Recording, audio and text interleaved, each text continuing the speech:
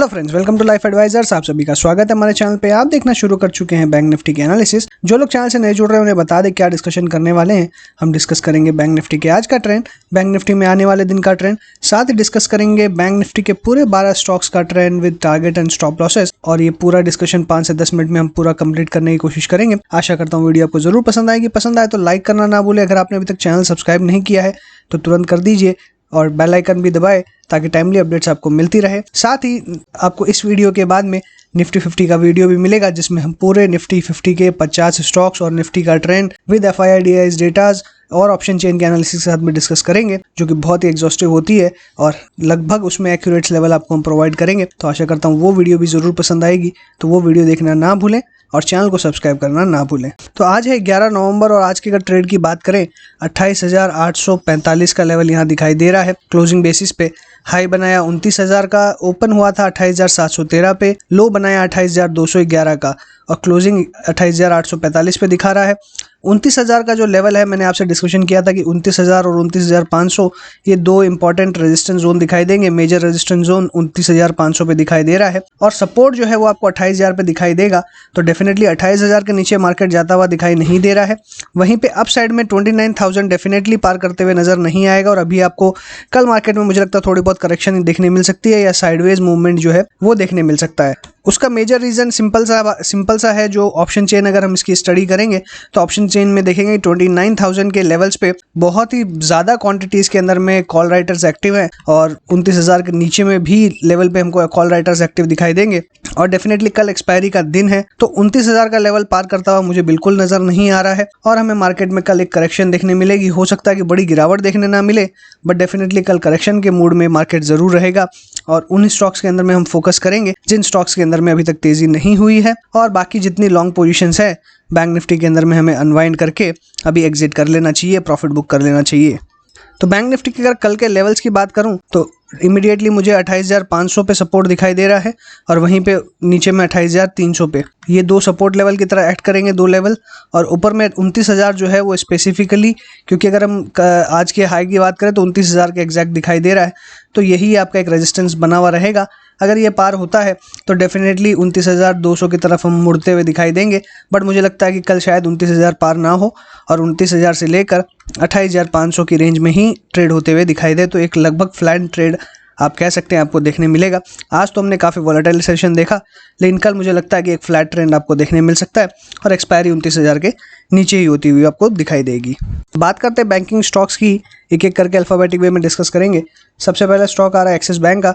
Axis bank में हमने कल डिस्कस किया था कि 600 से लेकर 610 के बीच में अगर ये स्टॉक आता है तो आपको यहाँ पे प्रॉफिट बुक करके एग्जिट कर लेना चाहिए, क्योंकि जो लेवल दिखाई दे रहे हैं ये क्लियरली आपको प्रॉफिट बुकिंग के लेवल्स ही दिखाई दे रहे हैं। वॉल्यूम्स आज बहुत ज़्यादा है, बहुत ज़बरदस्त रैली इस स्टॉक के अंदर में हमको देखने मिल चुकी है। 630 से लेकर 635 की जो रेंज है ये एक अनदर एक हम कह सकते हैं कि एक प्रॉफिट बुकिंग रेंज है, बट मुझे लगता है कि ये एक जो रेंज है 600 से लेकर 610 की और क्लोजिंग 608 के ऊपर हुई है, तो डेफिनेटली मुझे लगता है करंट लेवल्स पे आपको कंप्लीटली एग्जिट करना चाहिए। डिप्स में खरीदारी करनी चाहिए, वापस 560 के आसपास 575 के आसपास आता है तो हमें डिप्स में बाई करना है, बट फिलहाल के लिए मुझे लगता है कि आपको एग्जिट कर लेना चाहिए स्टॉक से और प्रॉफिट बुक करके एग्जिट करें। कोई फ्रेश खरीदारी की सलाह नहीं है क्योंकि रिस्क रिवॉर्ड फेवरेबल नहीं है। अभी कोई भी फ्रेश खरीदारी ना करें, प्रॉफिट बुक करके एग्जिट करें। बंधन बैंक की बात करें तो 350 का जो लेवल है एक छोटा सा रेजिस्टेंस यहाँ दिखाई दे रहा है और इसी अगर हम देखें तो 350 कल भी हाई बनाया था, आज भी 350 का हाई बनाया, बट सस्टेन नहीं कर पा रहा है।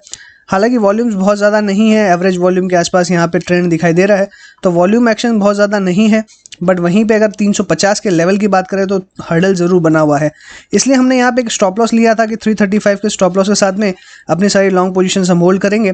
मेरा अभी भी व्यू जो है वो यही है, तो करंट लेवल्स पे आप बाय कर सकते हैं। टारगेट रहेगा 350 और ऊपर में 360 का, और 360 का लेवल जैसे ही पार होगा 400 तक के लेवल्स आपको देखने मिल सकते हैं। बट मुझे लगता है कि करंट लेवल्स पे आप बाय करें, बहुत ही छोटा स्टॉप लॉस है तो रिस्क रिवॉर्ड बहुत ही फेवरेबल है। 335 के स्टॉप लॉस के साथ में बाय कर सकते हैं। बैंक ऑफ बड़ौदा में कल हमने डिस्कशन किया था कि ऊपर में और 50 तक के लेवल्स देखने मिल सकते हैं, बट जो कैपिंग है वो 48.9 तक ही हमको देखने मिली। हालांकि वॉल्यूम्स बहुत ज़्यादा दिखाई नहीं दे रही है और अपने ये जो मूविंग एवरेजेस है वहाँ पे होल्ड कर पा रहा है। 20 डे 50 डे का क्रॉसओवर देखने मिल रहा है, 100 डे सिंपल मूविंग एवरेज के ऊपर में ही क्लोज हुआ है। तो डेफिनेटली एक वापस कल अप ट्रेंड में जा सकता है, क्योंकि आज काफ़ी वॉलेटाइल सेशन हमने देखा। एक प्रॉफिट बुकिंग की जो रेंज है वो हमने देखी, तो डेफिनेटली मुझे लगता है कि आने वाले दिन के अंदर में डेफिनेटली ये और अपसाइड जाते हुए दिखाई देगा। तो क्लियरली करंट लेवल्स पे आप फिर से बाय अटेम्प्ट कर सकते हैं। यहाँ पे स्टॉप लॉस रहेगा बहुत ही छोटा 46 का, 46 के स्टॉप लॉस के साथ में बाय करें। ऊपर 50 से लेकर 55 तक के टारगेट्स आपको देखने मिलेंगे। फेडरल बैंक की बात करें तो हमने 60 से लेकर 65 तक के टारगेट्स के बारे में डिस्कशन किया था। ऑलमोस्ट हमारा फर्स्ट टारगेट जो है वो अचीव होते हुए दिखाई दिया। 59.45 का हाई बनाया स्टॉक ने और फिर वहां से क्लोजिंग दी है 57.45 की। अगर वॉल्यूम्स देखें तो एक प्रॉफिट बुकिंग डेफिनेटली हमको देखने मिल रही है। तो डेफिनेटली एक करेक्शन अगर आता है तो डिप्स में बाय करने की सलाह है, करंट लेवल्स पे भी बाय करने की सलाह है। फिर से 60 से लेकर 65 तक के लेवल्स देखने मिलेंगे। स्टॉप लॉस इस केस में हम रखेंगे बहुत ही छोटा है 56 का। HDFC बैंक की बात करें तो इसमें मैंने पहले ही कहा था कल कि हम इसमें कोई बाइंग नहीं करके चलेंगे, प्रॉफिट बुक करके चलना है, कंप्लीटली एग्जिट करना है हमें इस स्टॉक से। और आज 1414 का इसने हाई बनाया, आज एक एग्जिट करने की बिल्कुल इसके अंदर में सलाह थी। उम्मीद करता हूँ आपने एग्जिट जरूर किया होगा, नहीं किया है तो अभी भी मौका है, आप एग्जिट कर सकते हैं।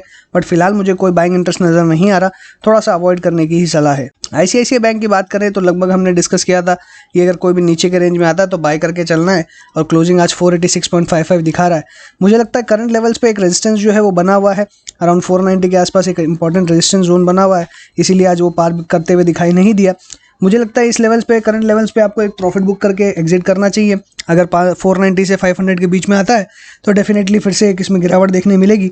तो मेरी तो यही सलाह रहेगी कि इसके अंदर आप प्रॉफिट बुक करें, एग्जिट करें। शॉर्ट करने की राय नहीं रहेगी, बिल्कुल भी शॉर्ट अटेम्प्ट करना बहुत ही बेवकूफ़ी भरा हो सकता है। इसलिए अभी हमें सिर्फ अपनी लॉन्ग पोजीशंस अनवाइंड करनी है, कोई भी नए शॉर्ट्स क्रिएट नहीं करने हैं।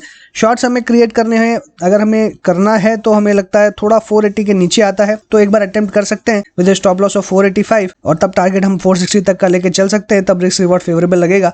लेकिन फिलहाल के लिए कोई शॉर्ट्स क्रिएट नहीं करना है, अवॉइड करना ही बेहतर रहेगा। IDFC के अंदर भी मैंने कहा था कि हमें इसके अंदर में 33.5 का एक स्टॉप लॉस लगाना है, ट्रेलिंग स्टॉप लॉस। नीचे के लेवल से हमने इसमें अच्छा हमने इसमें प्रॉफिट कमाया है, 32 से लेकर 34 तक का सफर इसमें तय किया है, और 33.5 का हमने एक ट्रेलिंग स्टॉप लॉस लेके चल रहे थे, और वो यहाँ पे आज ट्रिगर होते हुए नजर आ रहा है। हालांकि यहाँ पे प्रॉफिट बुकिंग ही नजर आ रही है, वापस ये स्टॉक ऊपर जा सकता है। तो अगर आपने अपनी पोजीशन 33.5 पे अनवाइंड कर ली है तो बहुत अच्छी बात है, नहीं की है तो आप एक बार कैरी कर सकते हैं। कल एक बार इसका ट्रेंड देख के फिर से इसके अंदर में जो अपसाइड का ट्रेंड है वो कंटिन्यू रख सकते हैं। अदरवाइज 33.25 या 33 के आसपास अपने प्रॉफिट्स बुक करके एग्जिट कर लें। इंडसइंड बैंक के अंदर आज देखें तो वॉल्यूम्स बहुत ज्यादा दिखाई दे रहे हैं, तो करेक्शन बहुत ही जबरदस्त इस स्टॉक के अंदर देखने मिल रहा है। लगभग आज ऑलमोस्ट 10% तक की गिरावट इस स्टॉक के अंदर में हमने देख ली थी। बट अगर ओवरऑल ट्रेंड देखें तो अभी भी पॉजिटिव है, और इतनी बड़ी रैली के अंदर में मैंने पहले ही कहा है कि कभी भी इतना बड़ा वर्टिकल ब्रेकआउट होता है तो एक बड़ी गिरावट की संभावना भी जरूर रहती है। तो 600 से लेकर इस स्टॉक को हमने 850 से ऊपर जाते हुए देखा है, और यहाँ से अगर मुझे लगता है कि अराउंड 40-50 पॉइंट की गिरावट होती है तो कोई बहुत बड़ी बात दिखाई नहीं देती है। नीचे में कभी भी आता है तो बाय की स्ट्रेटेजी रहेगी।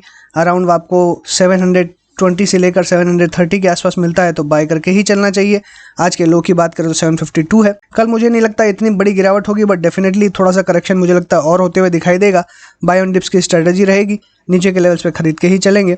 ऊपर में टारगेट फिर से 850 से 900 के रहेंगे। कोटक बैंक की बात करें तो यहाँ पे भी मेरी कोई व्यू नहीं है फिलहाल, लेकिन वॉल्यूम्स देखें जिस हिसाब से इंक्रीजिंग दिखाई दे रही है तो ये और ऊपर जा सकता है। बट डेफिनेटली करंट लेवल्स पे मेरी कोई बाय की रिकमेंडेशन नहीं रहेगी, क्योंकि नीचे के लेवल से अगर देखें तो स्टॉक काफी चल चुका है, और मुझे लगता है जब तक एक बार ये स्टॉक में थोड़ा सा जो कूल ऑफ है वो नहीं आता है, करेक्शन नहीं मिलती है, एक जब तक कंसोलिडेशन मोड में ये नहीं जाता तब तक कोई फ्रेश बाइंग हम नहीं करेंगे। लॉन्ग टर्म इन्वेस्टर्स के लिए डेफिनेटली ये अभी भी होल्ड कर सकते हैं, और ऊपर के लेवल जरूर देखने मिलेंगे, लेकिन शॉर्ट टर्म ट्रेडर्स के लिए कोई फ्रेश खरीदारी की सलाह नहीं है। PNB की बात करें तो PNB के अंदर में हमने 30 से लेकर 32 तक के लेवल्स के लिए डिस्कशन किया है।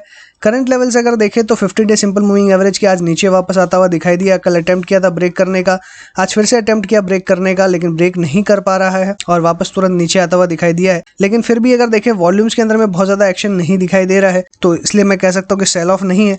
ट्रेंड अगर देखें तो बिल्कुल ट्रेंड पॉजिटिव दिखाई दे रहा है, तो मेरी अभी भी बाय की सलाह रहेगी। 30 से लेकर 32 तक के लेवल्स वापस देखने मिलेंगे।